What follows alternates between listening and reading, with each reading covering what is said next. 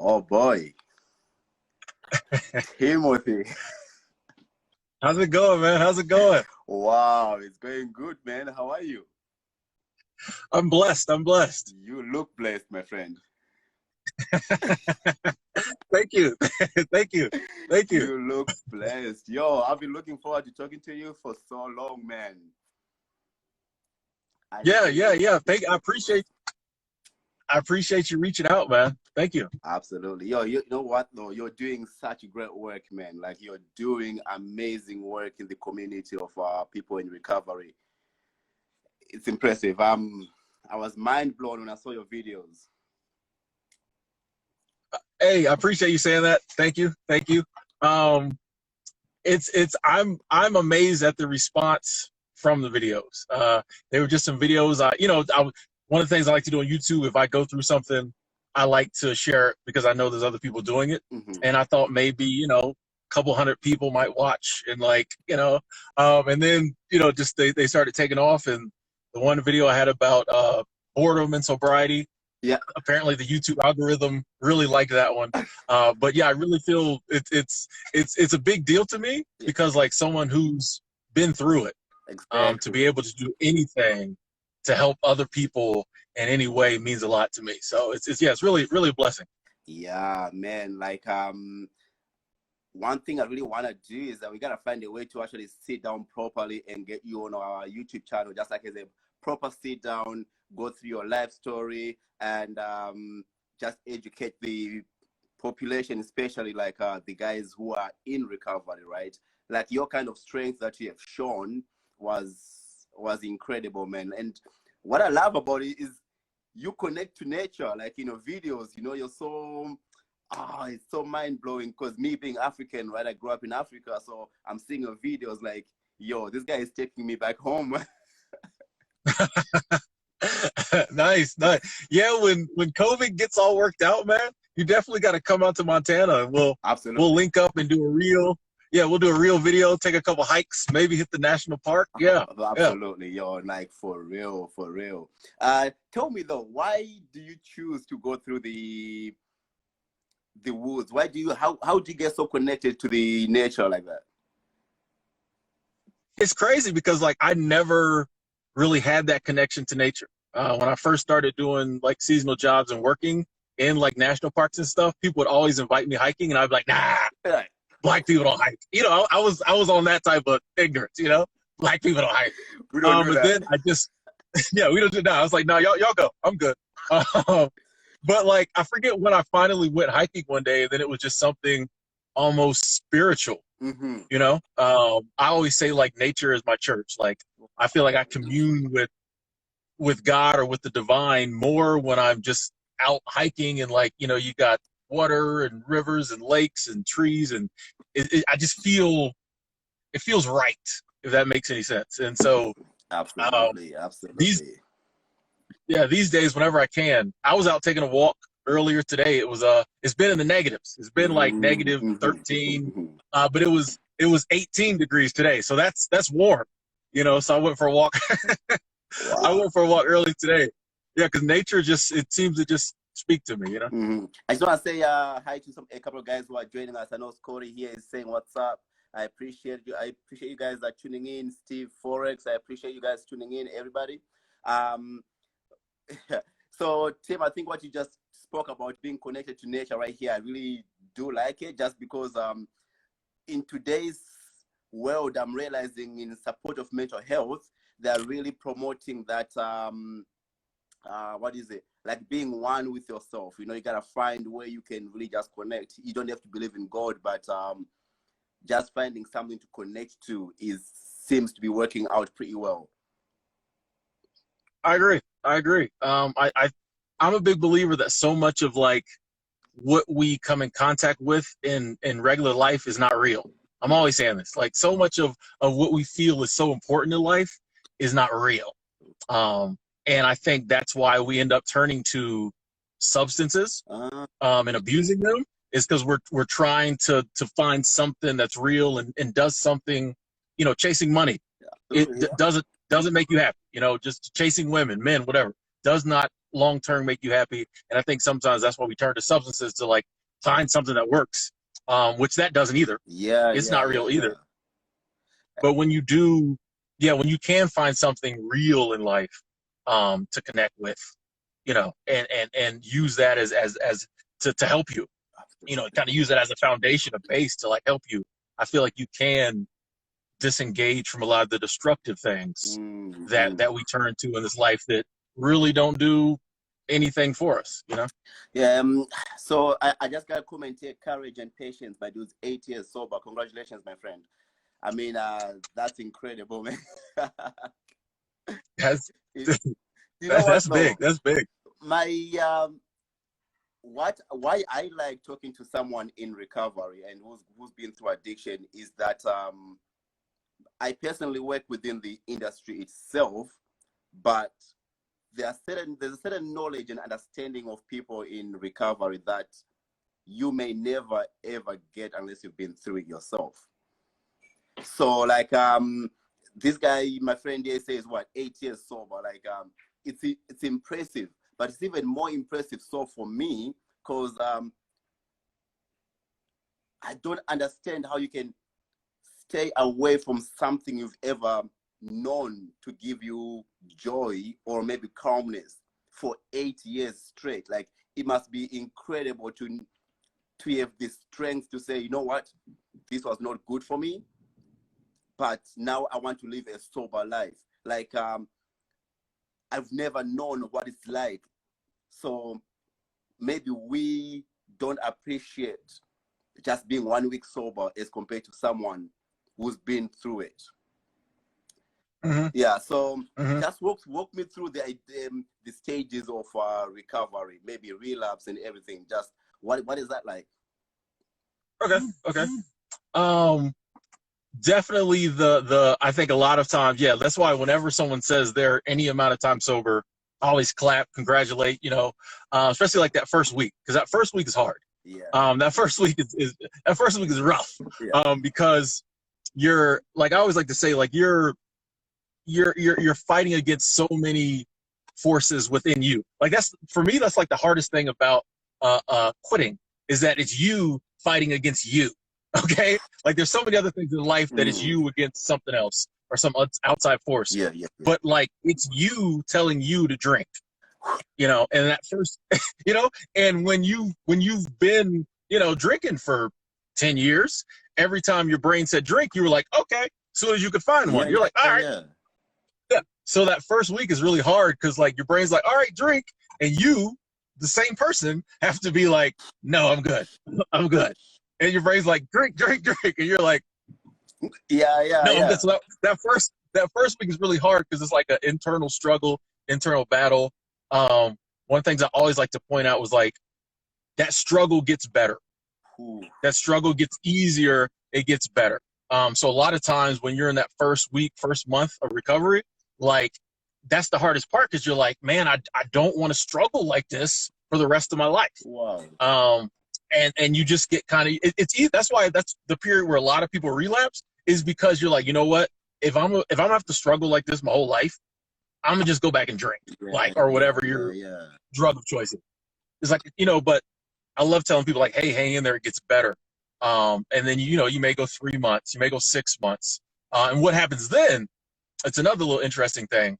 A lot of times we start getting cocky around about that 6 months, somewhere in the, you know, you get a few months in you start getting cocky, right? You know, and you're like, oh, I got this. This ain't nothing. And then like I'm a big believer that life throws you major tests and challenges right before you're about to like conquer. You know, it's going right before you reach the summit of Mount Everest. Life is going to throw you like a terrible windstorm, you know, like a snowstorm. Like, so I think a lot of times, right when we are about to get to that place where we've kind of gone over the hump with our sobriety, life will throw like a weird trigger, and we might have got a little cocky, and sometimes that's why you'll have some relapsing happen in there. But if you can get through that, like I know once I got 6-8 months in, it really did not bother. Every now and then something might pop up, and I'll be like, I'd like a drink now. There was a couple times in 2020, even with having two years under my belt, you know, 2+ years. Wow. There's a couple times in 2020, I was like, the old Tim would have been drunk right now. Okay. Seriously. The old Tim.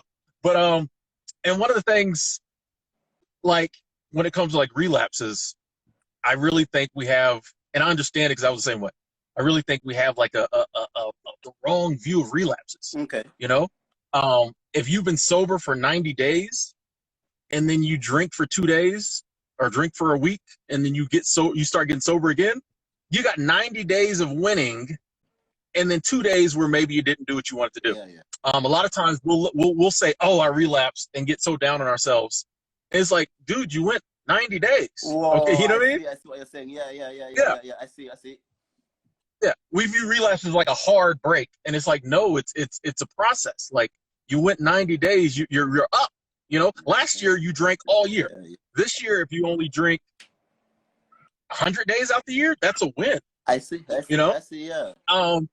Yeah, and I think we get to, I don't even like the word relapse too much. But there's really no other word. But yeah, I think we just get so, you know, and I know why, because yeah, you want to quit, you want it behind you. So when you do relapse, it seems like, oh man, I messed up again. It was like, no, it's not you've been drinking the last 5 years. You're gonna have slips. Yeah. And if we view it as just a stump, once again, if you take like the mountain climbing analogy, you know, you halfway up the mountain and you slip and you slide back down a couple feet, you're not going to turn around and go back down the mountain. Oh man, yo, that's you know what I mean? Powerful, man. That's it might hurt, that's impressive. But you just get up.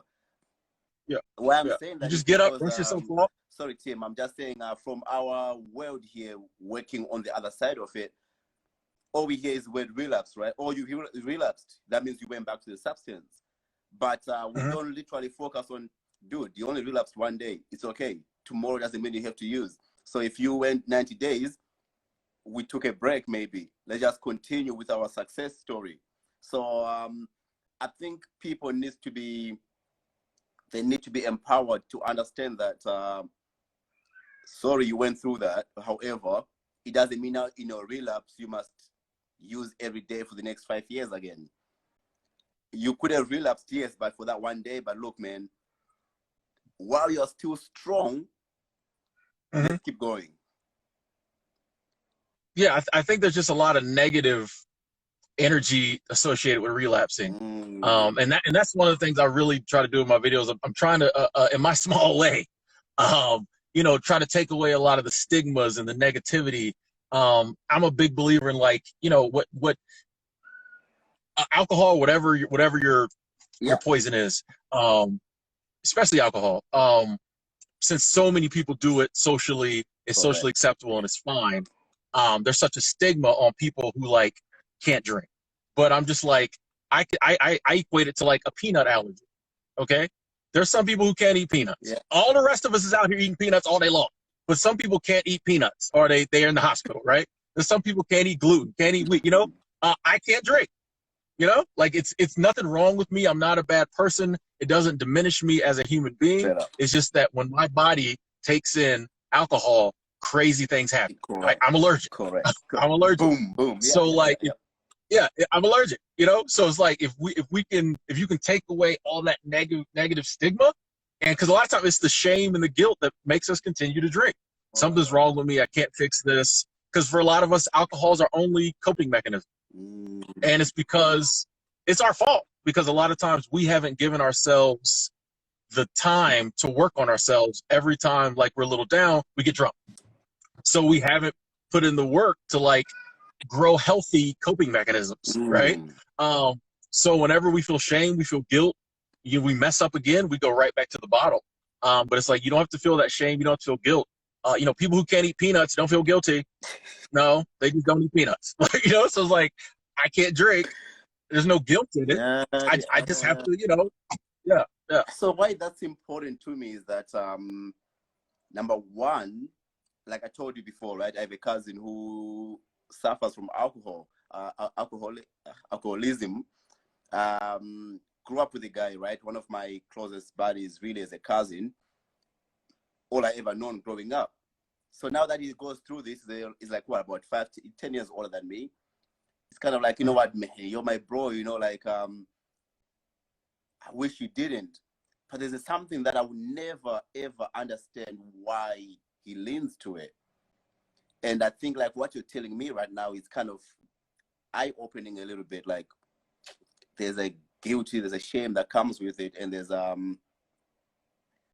guess for him, perhaps the moment he's sober up, he realizes like, I'm ashamed maybe. So to run away from the shame and the thoughts, he might as well go back into the happy mind that he's in when he drinks. Like that's eye-opening, right? Maybe perhaps that gives me a better way to understand him, not necessarily like saying, hey, I'm okay with you drinking now, but at the same time, just having that understanding can make me approach him better next time. Exactly. And that's a big thing when you are struggling and you do have a substance that you're working with, trying to get out of your life, and it is a hard struggle. Just having someone there who like gets it and kind of understands goes a long way. I can personally say that the people who are in my life and I knew they cared. They weren't like preaching to me and jumping all over me. But I knew they cared. And the ones that like I knew kind of got it, you know, could kind of see it from my angle, that helped so much. There's a guy that because you get a lot. Yeah, that helps so much because I'm just like, because you get a lot of people try to help you, but a lot of times, and it's no fault of their own, but a lot of times they just don't, they honestly, like you said, they're like, why do you keep drinking if it keeps messing your life up? For them, you know, they might have drank a couple times, had a couple bad experiences. Now they have a couple drinks, they're done. Be like me, like me kind of thing. Yeah, be like you. Yeah, they're just, and so it's like, and I have people comment this on YouTube all the time, like, I don't understand why anybody would be a drunk. And it's like, I think some people just naturally take to it more. I think some of us are just genetically predisposed to like drinking more, as with any food. You know, some people love cake. I never eat cake. I can't stand cake. You know, it's like we all have different foods and substances we're drawn to. Some of us are just alcohol. So you have that combined with, when we do engage with the substance that we really like, bad things happen. And then we're ashamed that the bad things happen. Yeah. But the only way to kind of get away from that shame is, and it's a double kind of thing too, because not only do you know that it will take you out of that shameful state of mind, but it'll also raise you up like 8 notches higher. That's correct. So it's hard. Yeah. You know what I mean? It's hard to not, like, if I'm sitting over here miserable, it's hard for me to not, and I know there's an opportunity for me to have a crazy night and forget about all this. It's hard not to do it. It's very hard not to do it. And like you said, if you've never been there, you don't kind of see it that way. But I'm telling you, it means a lot when someone is in your corner and they're just like, hey, I get it. You're struggling. Let me know what I can do. I'm not going to preach to you. Just let me know what I can do. And just being there for that person, you know, they may call you one day wasted out of their mind, you know, or super hungover or whatever. Just being there for that person and not judging goes so far. It goes so far. Bro, I know that. That's a good point, because like my cousin could call my dad, right? Like in his most drunk moments. And then my dad would just like literally put the phone there, go ahead and speak. Mm-hmm. And I'm like, well, I used to think, just put the phone down, kind of thing, like. But it's like, nah, if that's what makes me feel good at this time, and if he feels like he can talk to me, then be it. So you become someone to lean on. And I'm sure tomorrow when he's sober again, he probably realizes, like, holy crap, I was talking to this guy, but I'm grateful for you not judging me, kind of thing, like. So what you're saying right now, I think I see it. One of the reasons why my dad will just keep the phone there. If he gets asked a question, yeah, sure, man, I got you. Like, you know, he just answers the questions, but not to make that person feel like you're lecturing me in this moment, in my weakest moment. I think, like, yeah, so now that makes sense why perhaps people do that. Like, you know what? I'll be the voice, I'll be your person to listen to. You keep talking, I'm listening. When you are ready to sober up, I bet that's the same person you run to as well. Exactly. I was just going to say that, like, even if you call somebody drunk out of your mind. You remember. And when it is time for you trying to sober up and you really need someone to talk to who's going to give you that extra strength, and because we're social creatures as humans, so sometimes you need someone outside of you to help. You just that extra strength. You're gonna call that person or the persons who were there for you no matter what. You're not, and like I said, there's some people who care, but their manner just doesn't work. You're probably not gonna call those people. You're gonna call the people that were there, who never judged you, and who said, like you said, when you're ready, call me. You're gonna call that person, and that can make all the difference, especially in those early moments of sobriety. Like I remember, like when I first the first time I got sober for any length of time, I was living down in Florida in an RV, and there was like a gas station that was like a 5-minute walk up the hill, and so I wouldn't buy any beer because I'm not drinking. But I remember sitting at the table in my RV and staring at the refrigerator and being like, I'm gonna walk up that hill and go get me some beer in about 5 minutes. And then I would be like, nah, we can't. You go back and forth. Yeah. And in those moments when it was really, and I was about to get up and walk up the hill, just being able to call somebody, even if we didn't talk about, sobriety or drinking, if I just knew, hey, I can call so and so and just be like, yeah, I'm having a rough night. Can we talk for a few minutes? That could all the difference in the world. Yo, and I think like from your videos, you speak a lot about suicidal thoughts and suicidal ideations. And I think, in other words, you become the person who saves someone's life without saving their life. You're just a person who's like, yo, please don't do it. Yeah, listen, man, you're doing very well. You've been 2 weeks sober right now. What do you feel like doing right now? You want me to drive over to you? Let's just sit and talk. Because I maybe I'll let you talk for a little bit, but about when in that suicidal thoughts come, you told me that, you told everyone on your channel that nothing can stop you. Like nothing can stop you. So if we become the people who are willing to talk to someone in their most vulnerable moments, we will actually avoid, we will support someone from moving forward with their suicidal ideations. Yes. It's where there's so many parallels, suicide, substance abuse, because there's nothing you can do to make somebody quit, and there's nothing you can do to stop somebody who's dead set on committing suicide. There's nothing. That's why people are always like, if only I could have said something. It's like there's really nothing you can do. The best you can do though in both of those scenarios is just be there for the person. That's the best you can do. And that's how you can and honestly, life, really. Yeah, that just doing that, which you may feel like, oh, I need to do more, which is commendable, but like there's no more to do. The most you can do in both those situations, my opinion, is just be there for that person. Listen to that. Listening is key all throughout life. I think listening is I'm thinking about getting listen tattooed on my hand, so I can look at it every day like Tim, just look. But listening is so key, and yeah, when someone's that down and that vulnerable,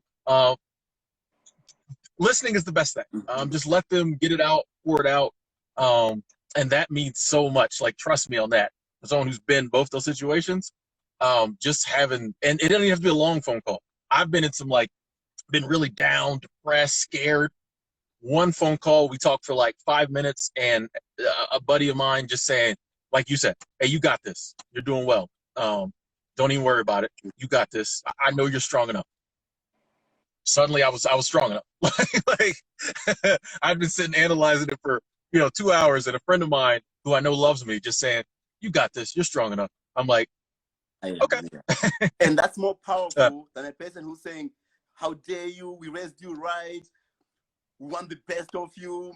It's only alcohol. Just leave it. Oh my gosh. I'm just reading here. I think I've been lecturing a friend in this kind of situation, and I'm glad that what you're saying right now is actually making sense to the people who feel like they're helping, but the person who's getting the help doesn't feel like they're being helped. They're just feeling being judged. Right? So, like, you're making a good point here, man. I was talking with someone today on YouTube in the comment section, and a lot of times people try to throw up things like religion, he was saying. People want to throw up like religion or health. And they try to logically help you to get sober, right? You know you're ruining your health. You know God don't like drinking, you know? And all those things really do is just like shame you, make you feel guilty. Not to mention, if I, as someone who struggles with as I mentioned earlier, it's an internal fight. Okay, so there's a part of me, both parts of me realize that it's not good for my health, and the logical side of me, I like to say the conscious mind, to me that's a viable argument. Okay, I don't want to destroy my liver. My subconscious mind, the part of me that I've programmed to want to drink every single night, that has like the most cravings, it ain't logical. Yeah. There's no logic there. It just goes mainly on programming. That's cool. That's what your subconscious, whatever you put in your subconscious, that's what you get back out. So I've been putting in for 15 plus years, drink, it's going to send back drink. It's not logical. So a lot of times people wonder, like, I'm presenting my son or my daughter or my loved one with these logical arguments, and they keep doing what they're doing. It doesn't make sense. It's not a logical. These are logical cravings. Cravings are logical. If you want to like an example, I think everybody can get. How many of us have messed around in a sexual manner with someone that we knew we shouldn't have been doing, right? You know what I'm saying? How many of us, you go back to an ex, or there's somebody you know is trouble, but you're like, man, it's the same, that level of craving. Can't nobody talk you out of messing around with someone you shouldn't. Mm-hmm. Like, you just, it's the same level of craving, like what your body's just saying, do it. And you can't reason with that. Man, you're taking me back to school right here, man. Like, that's exactly it, right? Conscious and subconscious, your ego and stuff like that. The thing is, the subconscious itself, I was reading a book called Think and Grow Rich, and As a Man Thinketh. They all talk about, like, when you think of something so much and you've programmed yourself so much of these thoughts, they become automatic. Like, that's what becomes it. You've got to, now your conscious mind, sometimes the reason why you don't do things is because that's the reasonable part. But the most stronger side is the one that's not reasonable, because it is so programmed. This is what you want. This is you. We cannot change this. So now to fight that, you're right. Like, my subconscious is telling me I must drink alcohol, I must do this. However, you being a conscious person telling me this is good, this is wrong, bro, I know that. But my subconscious, the part of me that's just so used to this, it needs to be trained. It needs to be reprogrammed. And that's where it becomes so powerful. Like, you have just become a Freud of our generation. Like, I mean, that's Sigmund Freud right here.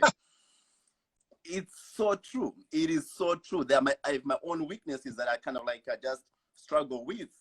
Perhaps that's just because it's so deep inside of me. My dad loves Coke, like he drinks Coke a lot. And we laugh about it a lot, like, this drink is not good for you. But his own reasoning that he gives us, it's literally just to be like, you know what? Leave me alone. I'm going to drink Coke. However way he puts it, me and my mom, she just commented right here. She's like, it's literally, dude, leave me alone. I'm drinking this drink. But that's what, to him, he loves it so much. It is in his subconscious. Hey, if you see a Coke, you better drink it.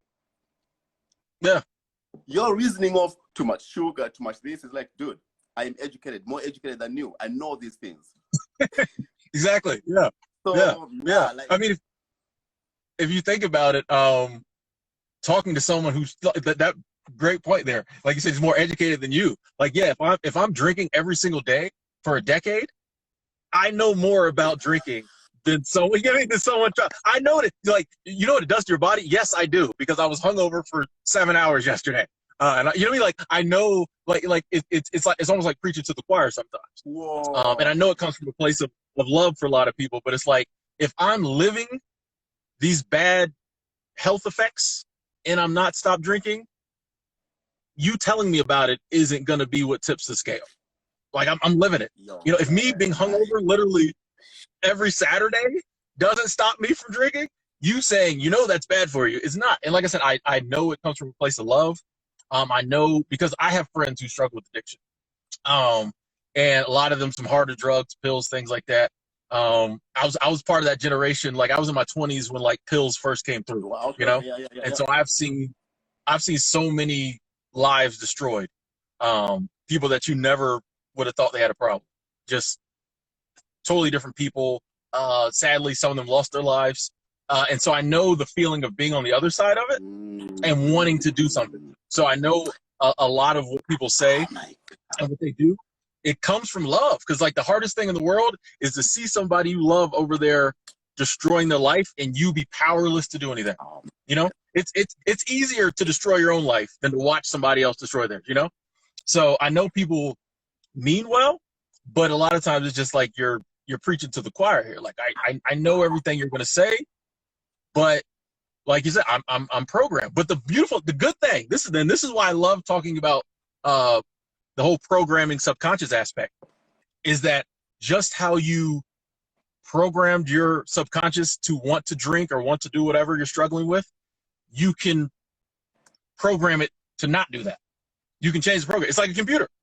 All you got to do is get up there and go in the control panel, uninstall, put a new, you can do that. And so like, and I think that ties into why like over times the cravings start to diminish, is because in the beginning, your brain's like, oh, every day we drink. And then you give it 2 months without drinking, it starts to, your subconscious is like, wait a second, maybe we don't have to drink every day. So, you know, it'll still throw it out there. It'll still be like, drink, but like, it's not the same because it's like, oh, okay. You give it 6 months. It's like, wait a second, we haven't drank in 6 months. I don't even think we drink no more. Oh. You know what I'm saying?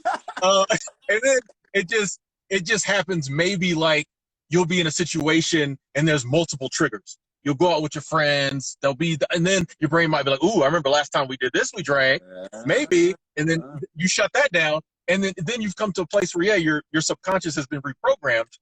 It's not going to, once again, all it can give you is what you give it. So if you give your subconscious enough sobriety, it won't even, that's all it's going to be able to give you back. And like, you'll find even, you can get to a point where like, your subconscious will start, even when you might be like, ooh, love a drink now. Your subconscious will be like, nah. We don't do that. Like you get to the point where the programming helps you out.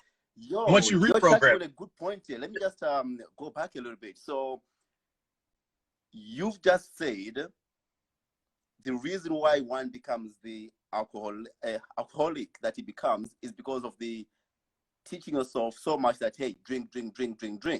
So now your subconscious is used to just, when something goes wrong, you drink. When something happens, you drink. Now, this is just a norm in you. But you're telling us that you have programmed yourself that way. And you have programmed yourself that way. But in order to conquer this, you've got to reprogram yourself. And it takes from that moment when you become sober to say, okay, it's okay to not drink again tomorrow. You're creating a habit. When that habit becomes a habit, it's almost like, why do you want to drink? And this is created by you creating a system within yourself, not by people judging you or telling you what to do, etc. This is yourself reprogrammed, creating a new habit that you have found to be more healthier. Exactly. That's why I like, for me personally, I'm never powerless. Okay. I'm never powerless. I always have the power within me to change my life. Now, I will admit, sometimes I have to use that power to surrender some things, but I'm never powerless.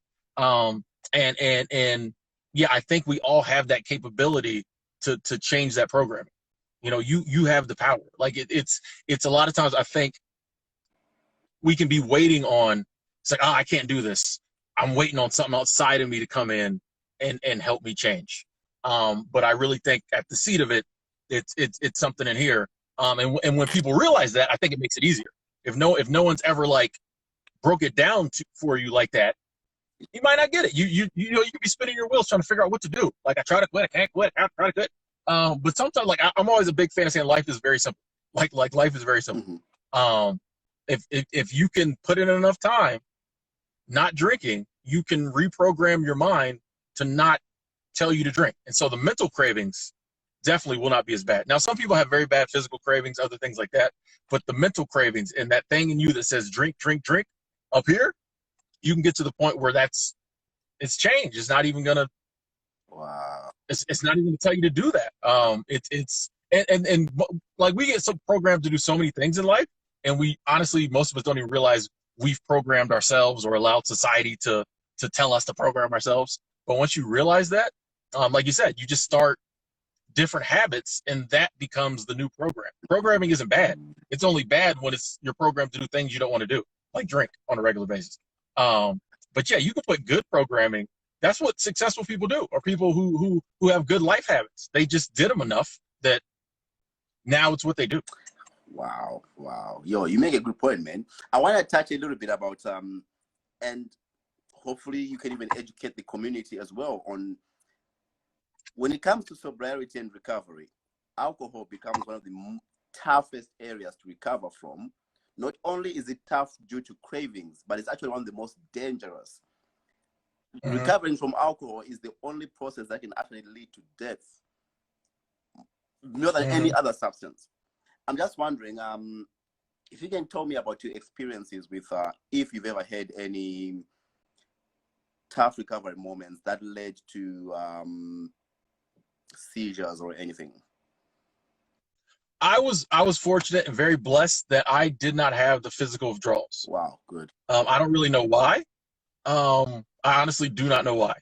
Wow. I was waiting on, but I never had any physical. I never, even all when I was drinking, I never really had like the DTs, or like when it was time to drink. Like, every now and then, excuse me, if I'd go a long period of time, every day straight drinking, 5 o'clock might roll around, and there might be a little like shakiness, and I'd be like, whoa, and I'd take like 2-3 days off. So I don't know if that was it, but when I went to quit, like I said, super blessed. It was all mental with me. Wow. There was no physical. I know lots of people who have had to deal with that. And my heart goes out to them, because that just compounds it. I'm like, I know how hard I had to fight, just like the mental. So can you imagine if like you're having seizures or all types of different things? Yeah, I just never had to struggle with that. But I know people who have. Some people who've had to be hospitalized. I've talked with people who really wanted to get sober, but that's a genuine fear. You know, if someone says, yeah, you might, stroke out if you, like, that's a genuine fear.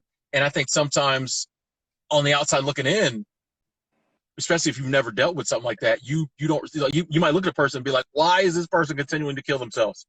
They're legitimately scared that if they quit drinking, they might actually kill themselves. So like, that's why I always say, like, I do know there are, and you know this better than me, I'm sure, but doctors and experts and people out there who can work with you if you do need that help. I know people who had that and still, had all that and still quit. So there are people that can like work with you and help you, get you through it. But that definitely is a yeah, that's part of it.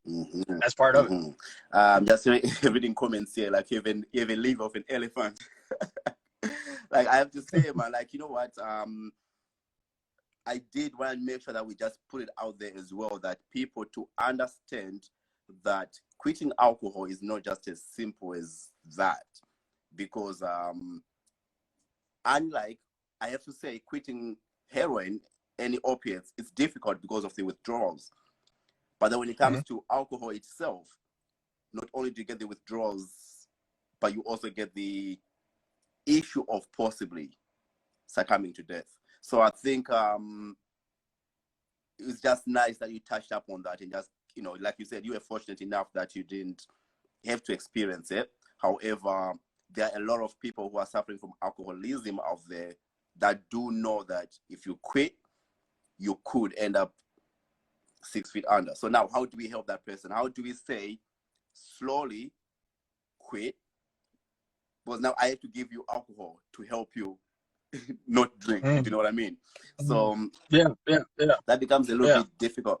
I do want to ask you a little bit if you can touch on as much detail and as little detail as you can to educate us about suicidal ideations. I know you spoke about it before, but in your experiences, what is making you attempt to take your own life? And how do we as a community be there for someone before they get there on their mind frame?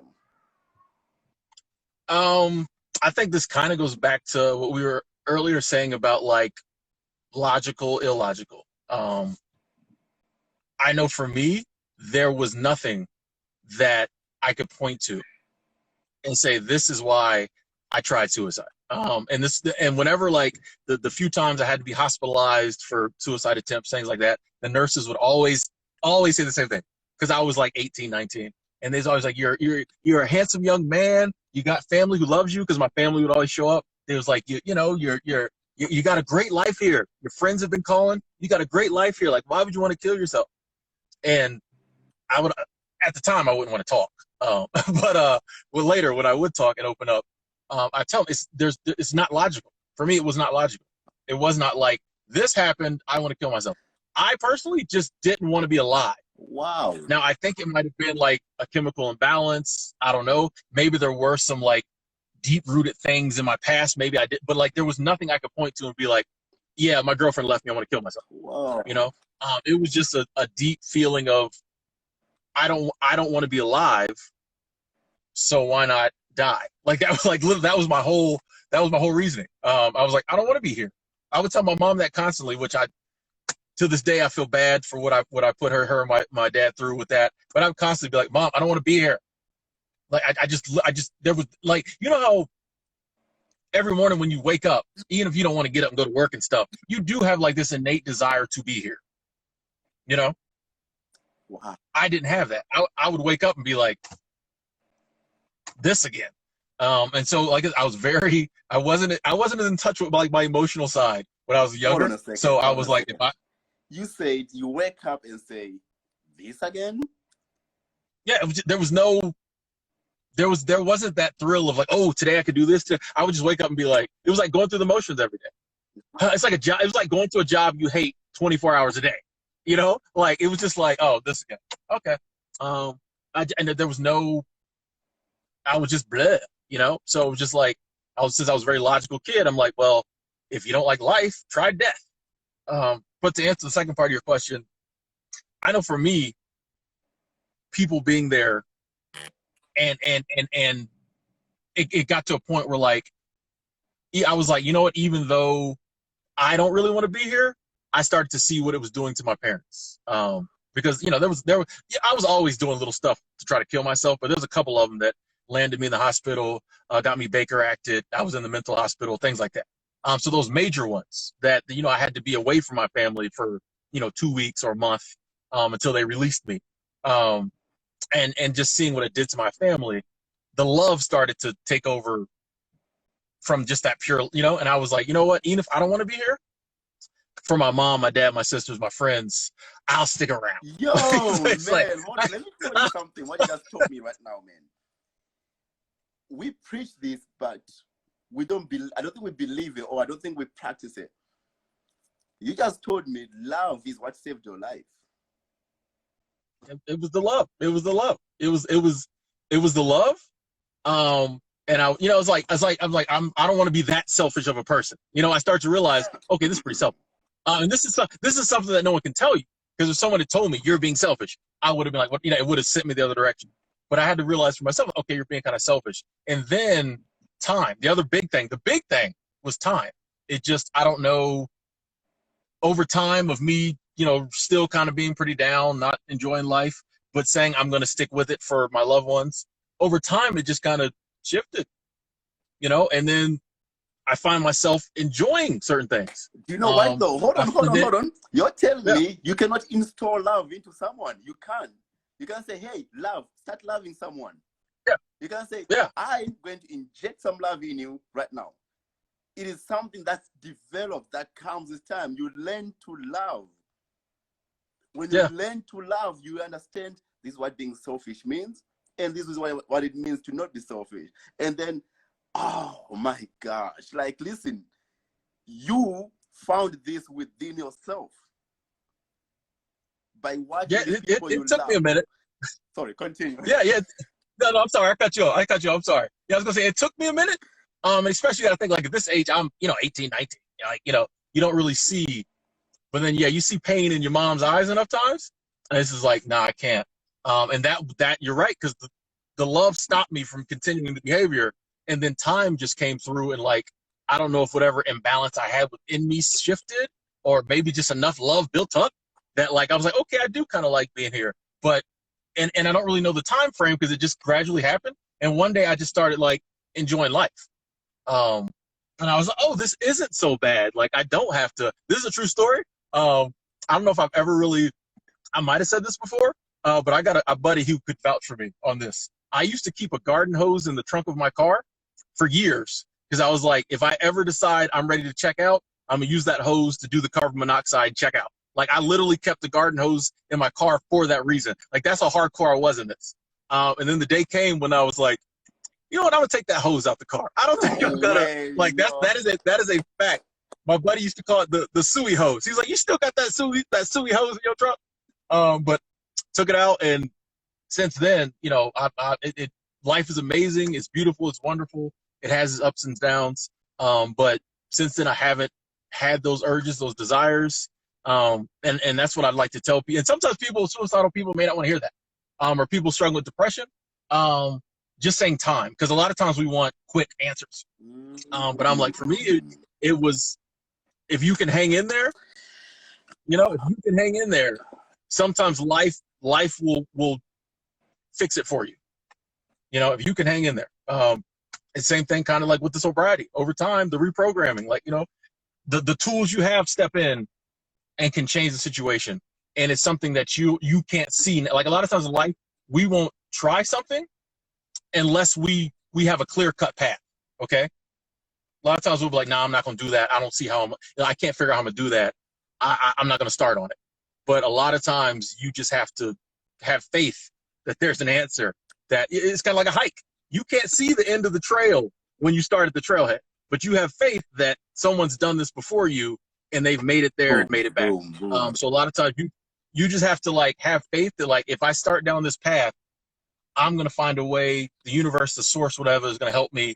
I can do this, You touched on depression a little bit. I'm going to ask, do you think maybe you had undiagnosed depression? I think so. And my parents, shout out to them again. They definitely took me to, the shrinks and the psychiatrists and the counselors, and they were doing everything they can on that level to try to help me. And that's the crazy thing. The antidepressants didn't work. They really made me kind of get out there. The antidepressants didn't work. A lot of the other stuff didn't work. The thing, and this goes back to love, the thing that helped me the most, I had a psychologist. So he don't prescribe no pills. Yeah. He just talks to you.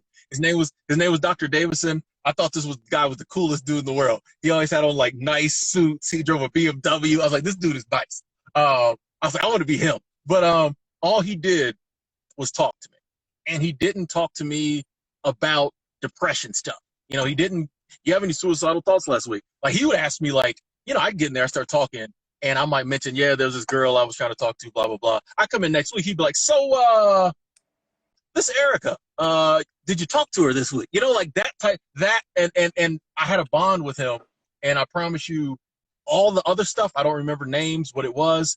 I will always remember Dr. Davison, because he just showed love to me, showed interest in me. Yeah, he was getting paid probably about $200 an hour, but he seemed like he genuinely cared, and that's what helped me more than anything else. So I definitely do think I was depressed, but once again, like, why I was depressed, I don't know. I had a great life. Moms and dad gave me a great life, right? But I couldn't appreciate that life until the depression went away, the suicidal thoughts went away. Then I was like, this is fun. This is great, So I was going to touch on what you said, for example. This guy is good at what he does. but he gets paid for it. But you know what I want to say on that? I remember someone saying, Kuda, why do you start coffee with Kuda kind of thing? Are you doing it to get paid? Or what's wrong with you? I was like, no, I love talking to people. And what I've learned was that I get a lot more educated by people who've been through certain circumstances than myself.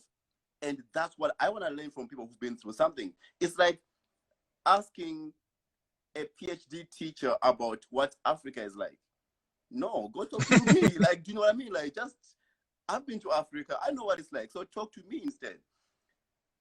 What you said about this guy who gets paid for doing what he's so good at, I think we need to embrace that. Like, no, find out what you're good at. So that when you get paid, dude, you're getting paid for what you love. And like, one of the reasons why I like to get in touch with you is like, I hope with our project, we can get people to tune into your boy Tim, subscribe to Timothy Ward, and just watch all the videos, watch him walk through nature. I'm just looking at a video of you right now from 1 week ago in the snow. But this guy is just walking and talking in this full of love. If he can get paid for this, I hope he gets to be a millionaire. Do you know what I mean? Like, you are literally doing what you love. And we need to teach the society, especially the new generation, get paid for what you love, not for what you have to do. And that's key to happiness, because right now, when I'm seeing you walking through, man, like, guys, man, what's up to boy Tim? Like, just talking, I'm like, yo, man, do your thing, bro. Like, talk to us. I want people to listen. There are people who need to listen to you. So, word up to what you said about Dr. Davidson getting paid for what he loves, but the fact remains you are so good at it. For saving your life, man, I wish you got paid. I wish you got paid $1,000 an hour, because you came and you give us so much joy, and you give people so much hope. There's no price on that. So you can't put a. I'm sorry, I cut you off. No, so I'm down with what you said about Dr. Davidson. Like, all power to him, man. Yeah, that, like, I wasn't paying for it, but like if I was working at the time and paying for it, like you said, I would have paid that man, 3 times as much. It wasn't. There's certain things that there's no money limit on. If someone is literally taking you from a place of depth and despair, and for an hour every week, I see the light because I go in here and I talk with someone who is good at their job. You know what I mean? And like can help me. You can't put a price on that. You can't put a price on that. And I love what you said about doing something you love, doing something you're passionate about. This is something I love talking about. I was smiling internally when you brought it up. I said, here we go. I'm about to start preaching. No, it's just like we once again, the program. We program our kids as they're coming up to just like do whatever makes you the most money. I work with a lot of people in the early 20s, and there's a definite 2 sections. The people who are like the ones who are in school and the ones who are going to school to like make the most money, or the jobs that their parents said they should get. And there's the people going after, the life they want to live. And if they are in school, like taking the courses and that they want to take, following a career they want to do. And you can tell the difference in the two. You can tell the difference in the two. And it's just like people's, like, money is not the be all and end all. Okay. Money's not the be all and end all. Like, you can have a job. Hey, you can have a job making like very little money, but love it and be fine. If you're paying your bills and you're comfortable and you get up every morning and go to a job or to a business you've created that you love, that's way better than someone who makes more money, but may not like it as much or flat out hates it. And we just don't tell the young people that. Yeah. All we do is push on them money, money, money, money, money. And then even the ones who follow that plan and are successful with it, 20 years later, they look around and like hate their life. Like, you know what I'm saying? And it's just like, wouldn't it? And I know, once again, a lot of the advice people give us in life that maybe isn't the best, a lot of times it comes from a place of love. Parents, guidance counselors, all that, they want you to be successful. But why can't we throw in the mix, hey, it's not all about money. You know, it's better in life if you do something you're passionate about. And to tie it back into Dr. Davison, if you find something you're really passionate about, you'll become better at it. And you can end up making more money. You know what I'm saying? You can end up overall being more successful because people will be drawn to you. If I walked into your business, your establishment, and you're happy and you're in a great mood and you're dancing, I'm coming back to you for cookies or whatever you're selling every day. And you know what I said mean? you become better at it. You become better at it. And then the money comes. Like this, once again, life is very simple. Do something you love, work at it long enough, it'll work, the money will come. I'm always saying that. And the money may not come on your timetable, but the money will come because you're passionate about it, you love it, as opposed to just doing something for the money and just being miserable. Because you're going to end up having to change anyway. If you, you know, you're going to end up having to switch and do something you love anyway. So why not do it from the beginning? I just wish we educated our youth on that more. You know why I'm clapping so much at that is that I've heard so many people who say, "Oh man, I'm only getting paid peanuts because I love this." You know, they say do what you love, but then you're like, dude, if you think of the people who get paid the most in your area, they get paid a lot of money, but it's also because they're so good at it. Since you do love it anyways, just continue. Now you're just, oh, well, it's the way that I do this that's not so good. I just have to get better at this. Like you said, more people will keep coming back to you because you're so good at it. That is so profound. That is amazing. That is amazing. Yeah, you're right. Like, it's still work. Yeah, I think, you can't just be like, oh, I love this, I'm gonna do it and suck at it. No, you still have to work. Like, you still got to put in the work and get better at it. But yeah, it's a lot easier to do that if you love it. You know, I don't mind putting in X amount of hours a week if I love it, as opposed to if I hate it. You know, but yeah, you got to still put the work in. You still have to, absolutely. So I want to touch on something quickly here. You know what's funny, right? This was supposed to be only half an hour. It's almost an hour now. Sorry. So do you know what I wanted to touch on real quickly is if you have a loved one or a friend who's going through addiction problems and let's say even depression, actually, let's not just addiction, even depression. I want to touch on how Dr. Davison became so good. It's like became such a huge part of your life because all he was doing was talking about your life.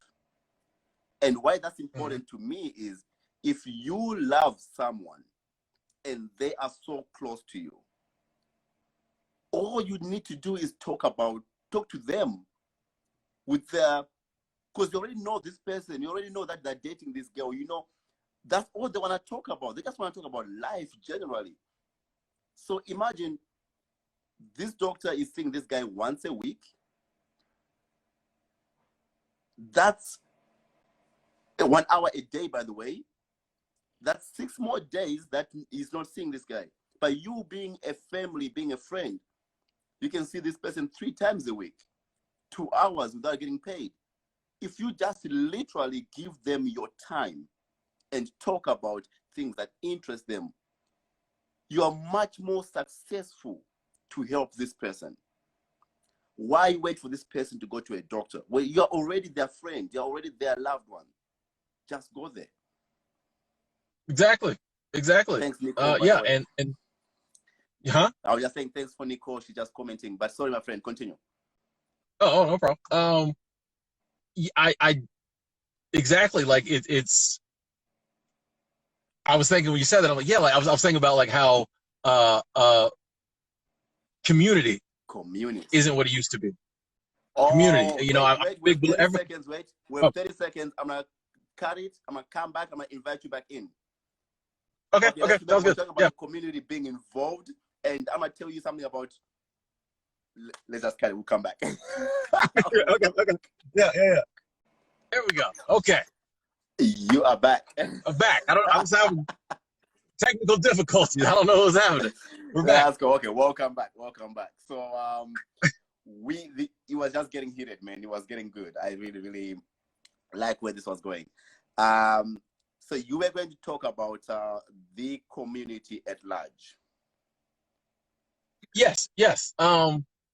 You had mentioned that, like, as you were talking, I realized, like, there was a time when we didn't need psychologists and therapists and all that, because the community, we had our grandparents, we had our parents, we had our, and everyone stayed, close proximity. You had the people in your life who, like, that's what they did. Like your grandparents, a lot of times they're retired, they're not working. They got plenty of time for you. They got plenty of time to be there, ask you about your day, what's going on. In our society, we don't have that. We don't have anyone who's designated to, like, really have nothing else going on but look after, like, the youth, the younger people, things like that. And that's a big deal, because after a while, it gets to be generational. Like, nobody did it for you, so you don't do it for the next, and that's why we need, we have to have people outside the family a lot of times to do that for us. But if you're friends with someone and you identify that they're struggling with something, like you said, you don't have to wait to be asked. And once again, it's very, very simple. It does not have to be an hour conversation, and a lot of times it does not have to be about that situation, whatever they're struggling with. I think that's why I love Dr. Davidson so much, because we didn't talk about that. When I went to the psychiatrist, all he wants to do is talk about suicidal thoughts, negative, blah, blah. I was like, I don't want to talk about that. Like, I deal with that all day long. I don't want to talk about that. So yeah, it's super easy. Reach out to somebody. Hey, you good? How you doing? Blah, blah, blah. And, I know things like social media get such a bad rap, but we live in a day and age where it has never been easier to reach out. So even if you're not like a phone person, you can DM somebody, you can send them a message, just FaceTime, whatever. There's so many ways via social media that you can rather quickly just let somebody know, I care about you, I'm thinking about you. Wow. When you need me, I'm here. Wow. Because I do think sometimes too, like, and not, once again, this is just to, like, try to, from my little bit of experience, try to educate, is not bashing anyone at all. I do think sometimes too, and we've all done it, we've all tried to help someone from almost like a selfish point of view. Okay? I don't want to see you doing so and so. I don't want you making the family look bad. I don't want you so and so. Boom, yes. Yeah. So that doesn't help me, right?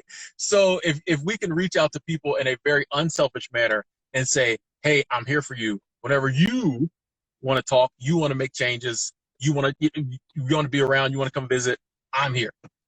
And leave the ball in their court. Let it know it's purely out of love. Ain't nothing selfish about it. I'm not getting anything out of it. I just want to be around you. I love you. I think that really goes so much further helping people than a lot of the tactics sometimes people might use, even when they come from a loving place. I think that's exactly where I was going with it. Like, we could be doing this for free to our families, to our loved ones, to our best friends, like my cousin, your uncles, like, yo, man, what's going on? Because, like you're saying, all they want is that, to talk to someone.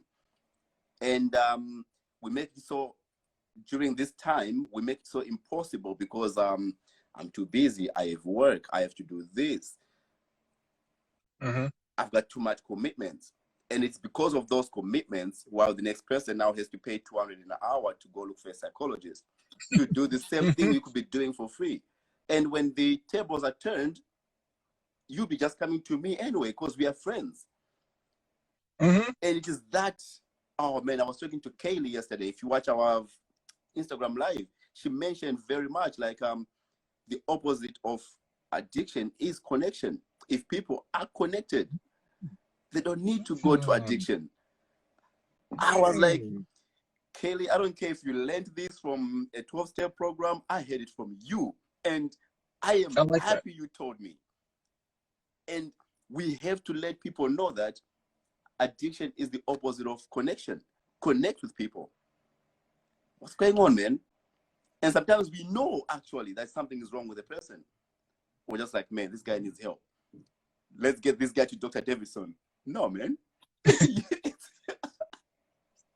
Talk to the person. Like, I really hope that we can change into that, because there's something that about being in Africa that I appreciate so much is that kids are raised by a village. And Mm. it is not a saying, it is a way of life. Literally, I remember growing up, and one time we're coming from school, we got into a fight, and you're throwing fist, and this guy comes, I see him, I'm like, I know this guy from somewhere, I don't know, but I know my family is very close to him. The guy comes, he whoops me, he whoops my friend, we get a beating, we run away. From then on, I never had a street fight again, because if someone sees you, you're getting a beating. And we had to apologize to the guy so that he doesn't tell our families. No, we're okay. No, we're okay, uncle. Don't do it again. Like, so now, I'm just as scared of him as I'm scared of my family. But it's because the whole village is there to make sure everyone is okay. Coming from school, I remember back even in the rural areas, it's like a 30-minute walk to school and back. You go through neighbors' houses, you go through strangers' houses, you go through uncle, and everywhere you come through, hey, do you need something to eat on the way to school? Or is not coming back? Hey, stop by, have a drink. Little things like that. If something is wrong at home, you have a whole 30-minute journey of walking that you may find someone that you're just like, yo, man, things are not good at home. If you're getting abused, if it's something, I don't know, but like you do this 6 years of going to school. So you're making friends and friends and friends.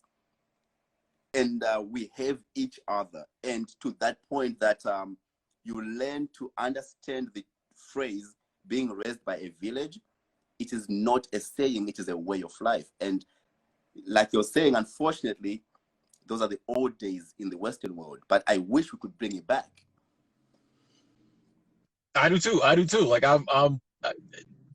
there's a reason like our ancestors way back, all lived in villages and tribes. Yeah. Like it's not, once again, life is very simple. How are we supposed to live? Well, let's look and see how we were living when we first got here. Okay, you know what I mean? Like we like to think like it's crazy. Now we think like that's uncivilized. It's insane, but like life is very simple. Liver, like we're social creatures. Yeah. Why have we created this society, especially in the Western world, where like you don't even know your neighbors? Yo, boom. I just started waving at my neighbor. I was like, hey, he's actually a nice guy. Right? Like it's looked down on to like why do we have this civilization where like we don't socialize? Like it's a bad thing, And it's I wish, I'm with you. Like I wish we could go back to that and have so many different people, because like you said, if one person doesn't catch it, the other person might catch it. They might see it. They might have been through it and have advice. When you're dealing with, and I was gonna mention this earlier, the people we still do have in our lives that could be there for us. Like you said, a lot of times they're busy. Both your parents got to work these days. A lot of times, But if we could ever go back to the time when there were so many other people in the family or outside the family to look out for us, there would be nothing that you could go through that there wouldn't be someone, in that circle who could be like, oh, I got you. Bring him over here. I got him on that one. But we just don't have that, sadly. And I do think maybe social media is helping a little bit, but I don't think we use social media in that aspect. We're far too busy posting negative politics things. Yo, and all while this you're other. on that point, man, like I just want to comment, I am my brother's keeper. That's, I think, almost like the whole gist of this whole conversation. So thanks for that contribution. Like I was just about to say, wait, what did you say? I was just lost my train of thought. You said something, I was gonna jump on it.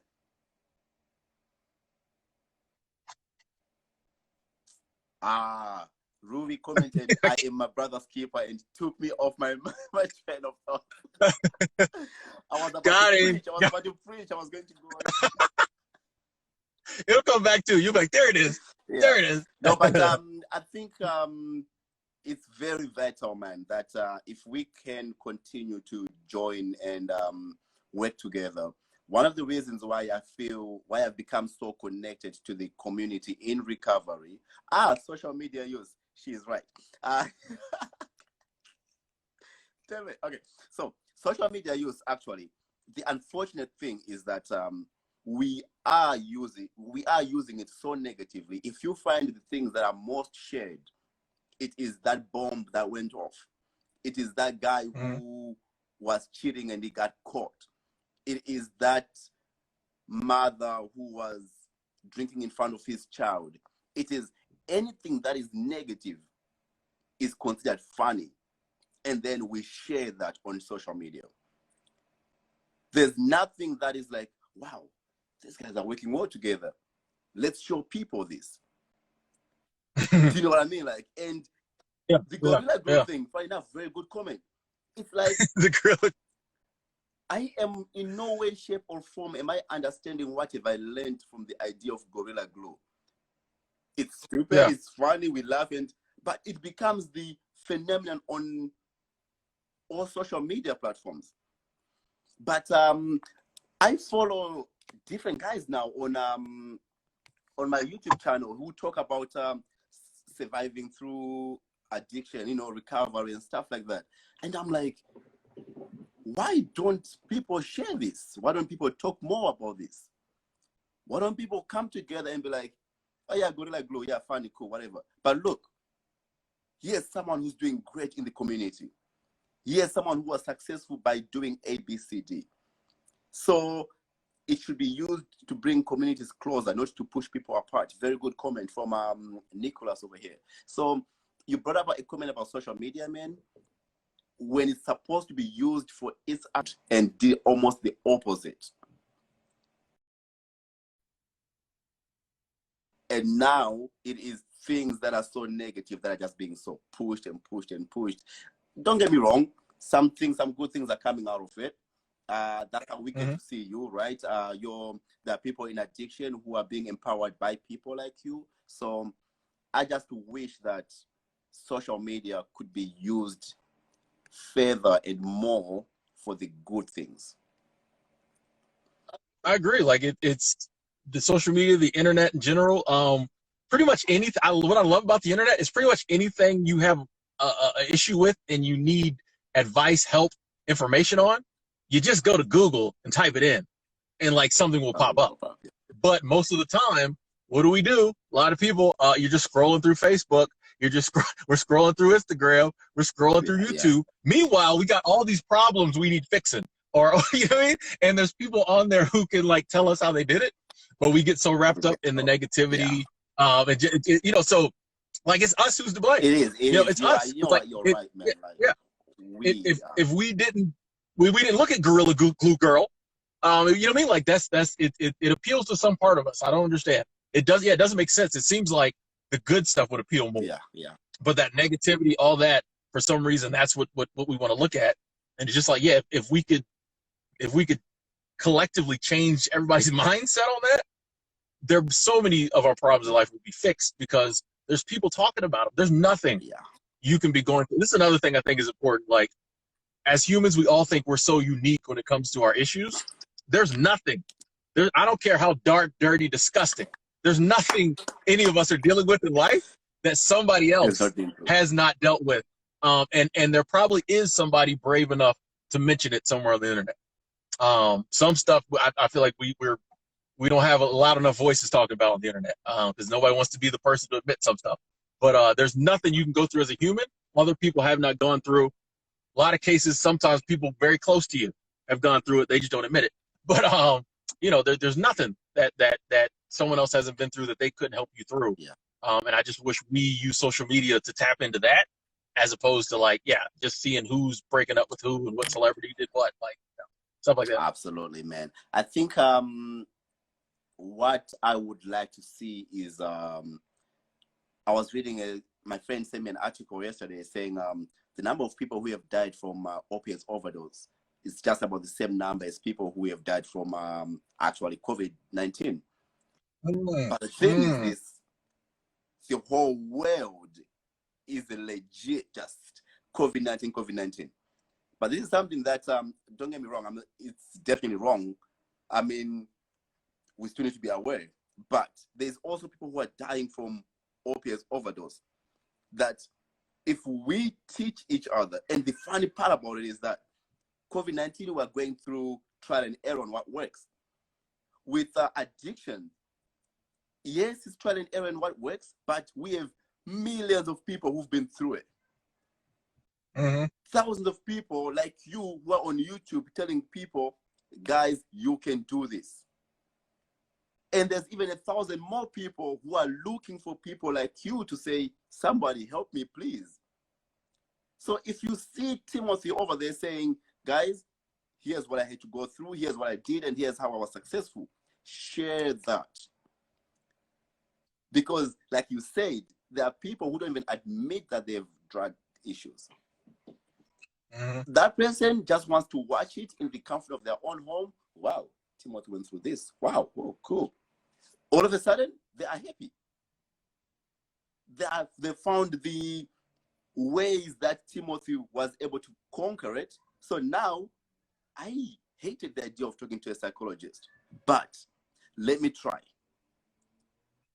Right? So in the comfort of their own home, they don't want to admit it to people, but now they're seeing your videos. When they see that it helps, they should share that video to help the next person. So I don't know, man. I'm just reading here, COVID is hurting money where addiction is being put on the back burner. That is so true. Don't get me started on yeah. It's just like, and once again, I definitely, COVID's real. Stay safe. Yeah. But there are so many, opiate addictions is one of them. So many other things that. Here's the thing, like with COVID. Eventually they'll come up with something. It'll go away. Hopefully, it'll be. We know. Eventually, it won't be a thing. We've got these problems that have been around for decades, if not longer. And if we shined as bright a spotlight on them, maybe we could get them to go away. But the opiate one hits me hard because, like I said earlier, I got friends who lost their lives to it. I got friends who, are still alive, but their lives are totally different. They're still trying to work their way slowly back up from the depths it dropped them to. Nobody talks about it though. People who know about it. Everybody else thinks it's just like, people in certain parts, it's just poor people in their pills, stuff like that. If we shined as bright a light on some of those issues, maybe we could get some money behind and some awareness behind that and solve some of those problems. Because COVID's gonna go away, but if we still losing that many people to certain addictions every year, that's not good. That's not acceptable. It's sad. Do you know what though? Nothing gets solved by sweeping it under the rug. That's a fact. That's a fact. Why I'm thinking about this is that someone was talking to me during like it's another person's problem, yet it's our problem. Man, that's absolutely it. You see, COVID is like, well, if you get COVID, I get COVID. So let's fix that problem. Whereas if you're an addict, well, screw it. That's your own problem. But no, it's our problem because my child may go through that. If I don't help this person, I may not know how to deal with my child when they become that problem. So these two comments here, nothing gets solved by sweeping it under the rug. For sure, addiction is going to continue. We keep sweeping it under the rug. But we also say COVID is our problem, so let's solve this one.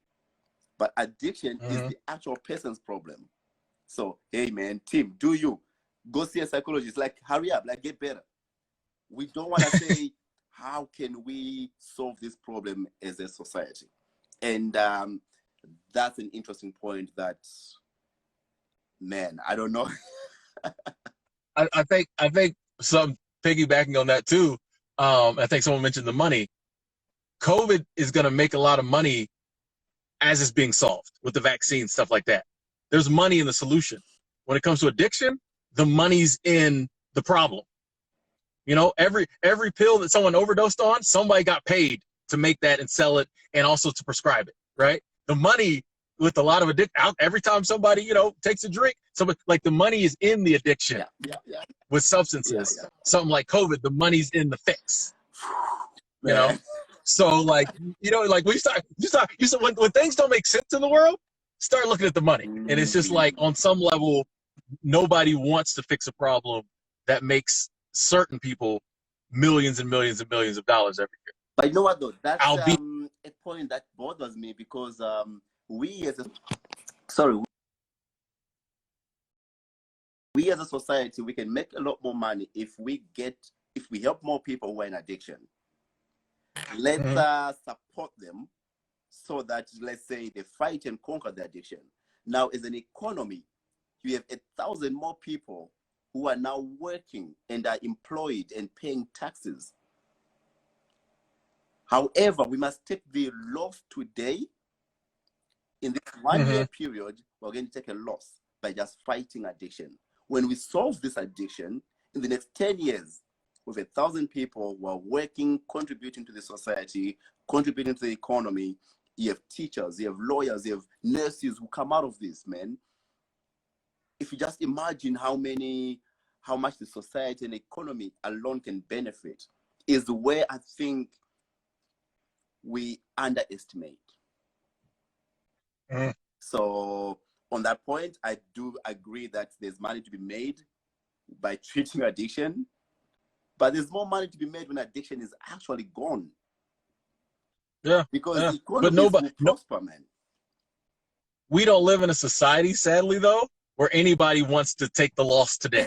Like that, like if we really cared about humanity, people would be like, you know what, that you're absolutely right. Yeah, if we work on this now, it'll work long. But we live in a society where people are like, I can make millions now, or 10 years from now, the economy. Nah, I'll make the millions. You know, it's that you know, that's how we live it. Like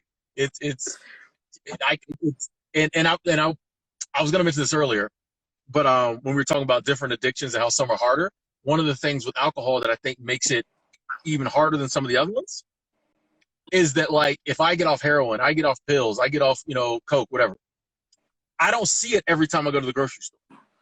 I don't see it every time I go to fill up my car with gas and I go in to pay and get me a candy bar. The thing with alcohol is every time you go in a store or something like that, you see it every time, and it's socially acceptable. So, like, this was so crazy. Everybody looks at you funny when you don't drink. Why don't you drink? Why don't you drink? Oh, you can have just one. But as soon as you cross that line and, like, do something crazy or socially unacceptable because of the drinking, you're an outcast now. Oh, you know, my God. Like you can't win. You can't win. You cannot win. It's like, I'm trying to stop drinking. Why are you doing that? You're just a wimp. You should be able to drink. So if I say, okay, I'm a drink, then when I mess up and I do the behavior that I knew was going to happen, nobody wants anything to do with it. You're on your so own. Like, it's just one of those weird, it's one of those weird, like, all other drugs, people from the get-go will be like, you probably shouldn't smoke crack. You know what I mean? But, like, alcohol, it's encouraged, but then you're the person with the problem, and there's something wrong with you when the issues come up. And then I got to go, every time I go to the Kroger or the Walmart, I got to see it. So, like, oh, my word. So like, if you have someone in your life, and you can't really understand why they're still drinking, these are just some of the things, like, you know, you can keep in mind that makes it such a hard one, because every time you go out to dinner at a restaurant, they slap down a menu with drinks in front of you. Here you go, sir. You know, like, it's everywhere, and that kind of ties in with what we were talking about profits. Here's a product that kills how many people every year? You know, be it from, you know, just drinking too much or driving under the influence, things like that. But yet it's sold everywhere. That seems a little interesting to me. Yeah. But if you think of the amount of companies that do sell alcohol, that bring in so much money into the economy, that's a big loss to the society. So they won't do that, right? So, yo, man. No, just putting drink responsibly in your commercial does not get you off the hook. Right. That'd be like I gave you. Well, let's take it back to the peanut allergy. You know, if I cook something, and I know you can't take peanuts. You know, peanuts make you whatever. And I cook something and put peanuts in it. If I say eat responsibly, when I hand it to you, it does not make any difference. You're still, I don't know. I'm sorry. That's one of my issues. I get worked up. I get worked up with that one. I'm sorry. You're right though. We cannot say to someone who you know has a problem with peanuts, eat responsibly, like, and by yet putting them in, like, you can't, like, oh my gosh. And yet with people who drink alcohol, we do that and literally sell it everywhere. Be careful though. Mhm. That's not good enough. Then they're like, well, we didn't tell them to buy it. We didn't tell her to buy it. Like, we didn't make them buy it, but it's just like, you have an addictive product. You know I'm gonna buy it, you know? Come on. Like, you know I'm gonna buy it. It's like, I don't know. But Nick just commented, even smoking is almost the same thing, right? It's like, we know, I mean, how many people is killing, right? And it's like socially acceptable addiction. That's crazy. It's okay, man. Like, yeah, the cigarettes they put, drink, smoke, it's okay, but smoke carefully. yeah, they put warnings on there. Surgeon General says, like, what does that even mean? Like, I don't know the Surgeon General. I don't need, what does that mean? Surgeon General says don't smoke. Like, stop. Like, we're so hypocritical. Like, I would almost feel better if they didn't have any warning label. Boom. Like, I'd be like, at least they're being honest. Yeah, exactly. At least they're being honest. You know, but for you to be like, oh, we'll create poison. That, you know what I mean? Like, come on. Like, I hand you some cyanide, but yo, you know what? like, yeah, you're like, come on. Like, I need you to thanks, Scotty. We'll see you later, man. I appreciate Scotty is one of our RCMP members here, man. He's a great guy, but he's leaving now. But I was gonna say, people are commenting on the peanut allergy. The metaphor is a good one. And if you get a chance, please, even if you have to write a script, just do a 5-minute video on YouTube, talk about it. Like, it's a very, very, very good point. I'm allergic to alcohol. It causes me to do and make poor life decisions. That's exactly it. Exactly. Like, that's exactly it. Exactly. So exactly. Please make a YouTube video about it. Send it to me. I will share it along as well. Like, peanut allergy. It's a good example. I say that because I'm allergic to peanuts. So, do you know? Oh, I didn't know that. I didn't know that. Yeah, I'm listening to you. Like, yeah, you're right, man. Like, don't put peanuts in front of me. Do you know, like, I'll be pissed off if you do. But here we are. We know there's a number of people who are dying from alcohol, and yet we're literally putting it in front of them and then say drink responsibly. I think make a video about it. Just put it out there. Someone who's smart enough should send it, should share it. These are the things that should go viral. So I think you're right, man. Please do make a quick video about it. Like, people love that little metaphor. Nicola said the advertisement should say you are going to die and you're going to make us rich. Facts. Yeah, I'm smiling on there with money in their hands. That's exactly, you know. That's basically it, right? Listen, I do have to go though, because my wife is going to work. I have to look after my daughter, right? But one of the reasons I wanted to just talk with you, man, is just because I know the knowledge that comes out of talking to people like you. It's incredible. This guy here, Nicholas, he sat down with me as well. We did a video with him, and his video should be coming out like maybe 4 weeks time. It's in preparation. But he said one of the things when I was listening to him in his video, he said he read a book which anyone can find anywhere, but he told me a little scenario, and then it ends up saying, never miss an opportunity to help someone. And I said, yo, that statement alone, I get it. You didn't come up with it, but I'm hearing it from you. So I told Nicholas, I was like, look, man, like, that statement in itself, I sit back and think, I ask people for it, and ask for help and I don't get it. I hope I don't miss an opportunity to help someone, because I understand how it feels to not get the help. So I sat down with him. He said that. I was like, I don't care where you got it from. I got it from you. Moving forward, I'm just impressed. I'm just taking this knowledge in coming from you. And that's why I like to sit down with people who've been through certain situations, because I just don't understand it like they do. Yeah. So I'm going to post this on my social media network. I know people are going to watch it.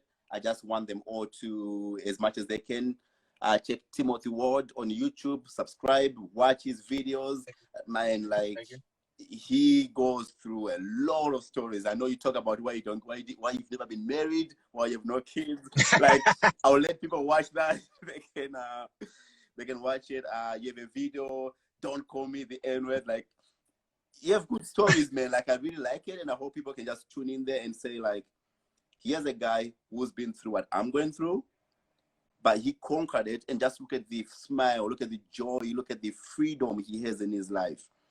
That is exactly what I'm talking about. Subscribe and hit that bell button. Yes, correct. He knows. You got it. You got it. Got it. And I want to thank you. I want to thank you for reaching out, having me on your platform.